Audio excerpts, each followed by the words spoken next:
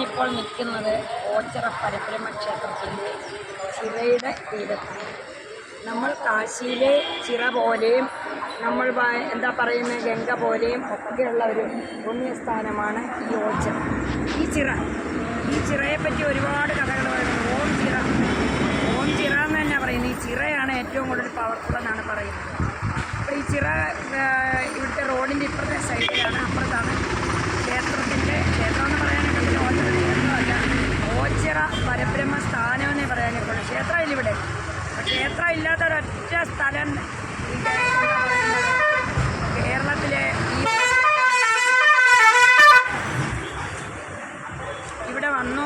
ഇന്ന് നമ്മുടെ ആശ്രമത്തിൻ്റെ കൂടെ ഭജനയൊക്കെ കഴിഞ്ഞിട്ട് മടങ്ങി പോകുന്നതിന് മുമ്പ് ഞാനിങ്ങനെ നോക്കുവാണ്. എൻ്റെ ഓർമ്മകളിലേക്ക് പോകുന്നത് പറയിപ്പറ്റ പന്തിരികുലത്തിലെ ചാത്തൻ സ്വാമി, പാക്കനാര്, നാരായണത്തെ പ്രാന്തന്, ഇവരെല്ലാം ബന്ധപ്പെട്ടാണ് ഇവിടുത്തെ പ്രധാന സ്ഥാനങ്ങൾ കിടക്കുന്നത്. കാര്യം സിദ്ധപുരുഷന്മാരുടെ സാന്നിധ്യമുള്ള സ്ഥലത്ത് ശരിക്കും പറഞ്ഞാൽ അത് ക്ഷേത്ര സങ്കല്പമല്ല, ബ്രഹ്മസങ്കല്പമാണ്. ഇവിടെ ബ്രഹ്മം എന്നാണ് പറയുന്നത്, പരബ്രഹ്മം എന്നാണ് പറയുന്നത്. പരബ്രഹ്മത്തിൻ്റെ ആസ്ഥാനമാണ്. അതുകൊണ്ടാണല്ലോ മറ്റുള്ള ആചാരങ്ങൾക്കുപരി എല്ലാവരും ആ ജ്ഞാന തലത്തിൽ ഉയർന്നിരിക്കുന്ന സിദ്ധന്മാരുടെ കേന്ദ്രം. ഇവിടെ ഒരു കഥ ഇതിനെക്കുറിച്ച് പറയുന്നുണ്ട്. ഈ അഘോർചാത്തനാണല്ലോ ഇവിടേക്ക് വന്നത്. അഘോർചാത്തനാണല്ലോ ബ്രഹ്മത്തെ പ്രത്യക്ഷപ്പെടുത്തി തന്നെ എടുത്തു വളർത്തിയ അഘോർമനയിൽ നമ്പൂതിരിക്ക് കാണിച്ചു കൊടുക്കുന്നത്. അതിലുപരി വേറൊരു കഥ ഇപ്പോൾ ഇതിനെക്കുറിച്ച് ഞാൻ നിങ്ങളോട് പറയാം. പാക്കനാരെ സംബന്ധിക്കുന്ന ഒരു കഥയാണ് ഇവിടെ സംഭവമാണ് പറയുന്നത്. ഈ ചിറയുടെ തീരത്ത് വരുമായിരുന്നു പാക്കനാർ. അപ്പം കുറേ ബ്രഹ്മജ്ഞാനികളായ സഞ്ചാരികളെ ചോദിച്ചു, നിങ്ങളൊക്കെ എവിടേക്കാണ് പോകുന്നത്? ഞങ്ങൾ കാശിക്ക് പോകാം. അവിടെ പോയാൽ എന്താ മോക്ഷം കിട്ടും? ആഹാ, അങ്ങനെയാണെങ്കിൽ എൻ്റെ കയ്യിലൊരു വടിയുണ്ട്. ഈ വടിയൂടെ കൊണ്ടുപോയി അവിടെ എങ്ങനെയാണ് മോക്ഷം കിട്ടുന്നത്? അത് ഗംഗാസ്നാനം ചെയ്താൽ മോക്ഷം കിട്ടും. ശരി, എന്നാൽ ഈ വടിയൂടെ തരിക. നിങ്ങളൊന്ന് അവിടെ പോയി ഗംഗാസ്നാനം ചെയ്തിട്ട് കൊണ്ടുപോയി എനിക്ക് വേണ്ടിയിട്ടൊന്ന്. വടി കൊടുത്ത് എല്ലാവരും പോയി. അവർ വളരെ ദിവസങ്ങൾ കഴിഞ്ഞ് യാത്ര ചെയ്തു വന്ന് നടന്ന് യാത്ര ചെയ്യുന്നവരിലെല്ലാം വന്ന് തിരിച്ച് ഓച്ചിറ വരുമ്പോൾ ഇവിടെ ഈ ചിറയുടെ അടുത്തിരിപ്പുണ്ട് പാക്കനാര്. ആ ശരി, എന്നാൽ എൻ്റെ വടി ഇങ്ങ് തന്നേര്, അപ്പോൾ അതിന് പുണ്യം കിട്ടി കാണുമല്ലോ, ഗംഗാസ്നാനമൊക്കെ കഴിഞ്ഞു. അപ്പോൾ അവർ പറഞ്ഞു, സ്വാമി വടി ഗംഗയിലേക്ക് പോയി, തിരിച്ച് കിട്ടിയില്ല.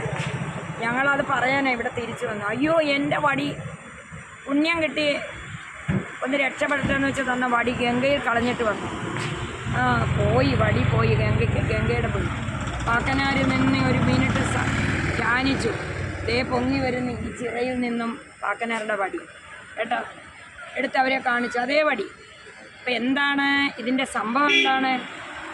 ഇതൊരു തീർത്ഥം തന്നെയാണ്, പുണ്യതീർത്ഥം തന്നെയാണ് ഓച്ചിറ.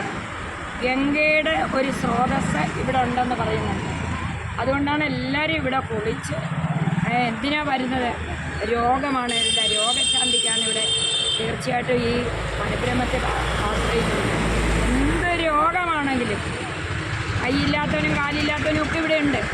പരബ്രഹ്മത്തെ വിശ്വസിച്ച് ഇവിടെ ഭജന ഇരുന്നാൽ 12 ദിവസം പെട്ടെന്ന് തന്നെ മാറ്റിക്കൊടുക്കും. അതാണ് ഓച്ചിറയുടെ ആ ശക്തി എന്ന് പറയുന്നത്. പരബ്രഹ്മം വേറൊന്നുമില്ല. നമ്മുടെ സൃഷ്ടിക്ക് മുമ്പ് എന്തുണ്ടായിരുന്നു അതാണ് ബ്രഹ്മം, പരബ്രഹ്മം.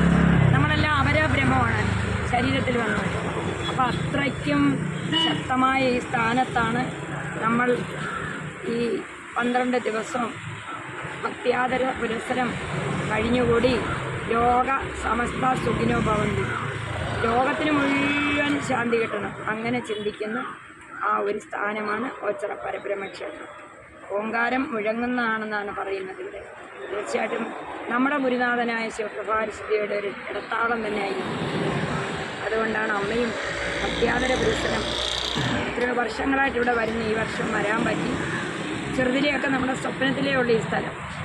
അപ്പോൾ തീർച്ചയായിട്ടും ഈ സ്ഥാനം എത്തിരുന്ന് പ്രാർത്ഥിക്കുമ്പോൾ എല്ലാവർക്കും സുഖവും ശാന്തിയും ആയുസ്സും ആരോഗ്യവും ഒക്കെ ഉണ്ടാവട്ടെ. എല്ലാവർക്കും വേണ്ടിയിട്ട് ഞാൻ പ്രാർത്ഥിക്കുന്നു. എല്ലാവരും പറയുമല്ലോ, അമ്മയെ പ്രാർത്ഥിക്കണേ.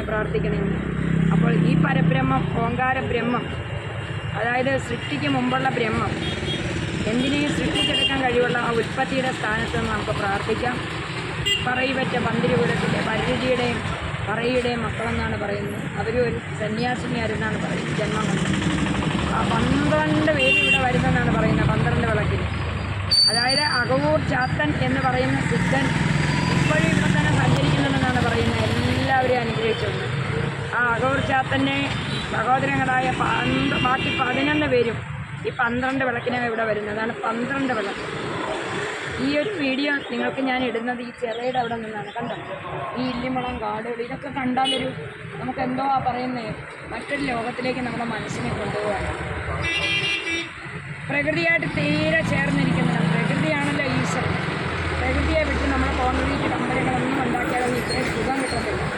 അപ്പോൾ ജനങ്ങളും സാധാരണക്കാരും സന്യാസിമാരും രോഗികളും ആർത്തവ വിഷമോ ശിഥിലാചലീതം എല്ലാവരും ഭക്തന്മാർക്കും സന്യാസിമാർക്കും ജനങ്ങൾക്കും ഒക്കെ ആയിട്ടുള്ള ഒരു സ്ഥാനമാണ് ഇത്രയും കാണുന്ന വിശാലമായ സ്ഥാനം. എത്രയോ ലക്ഷം ജനങ്ങളാണ് ഇവിടെ വന്നു പോകുന്നത്. പക്ഷെ ഒരലങ്കോലമില്ലാതെ ആ ബ്രഹ്മ എല്ലാവരെയും സംരക്ഷിച്ചെടുത്ത് അവരവരുടെ ആഗ്രഹങ്ങൾ സാധിച്ചിരിക്കുന്നത്. അപ്പോൾ ഈ ബ്രഹ്മസ്ഥാനത്ത് നിന്ന് പുറത്താണ് ഈ ചിറ നിങ്ങളെ കാണിക്കാൻ വേണ്ടിയിട്ടാണ് ഞാനിപ്പോൾ ഇവിടെ നിന്ന് ഈ വീഡിയോ ഇട്ടത്.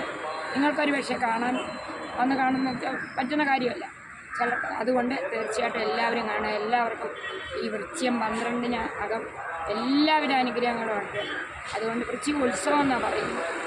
അപ്പം തീർച്ചയായിട്ടും എല്ലാവർക്കും ആ പരബ്രഹ്മത്തിൻ്റെ അനുഗ്രഹം ഉണ്ടാവട്ടെ. നമസ്തേ.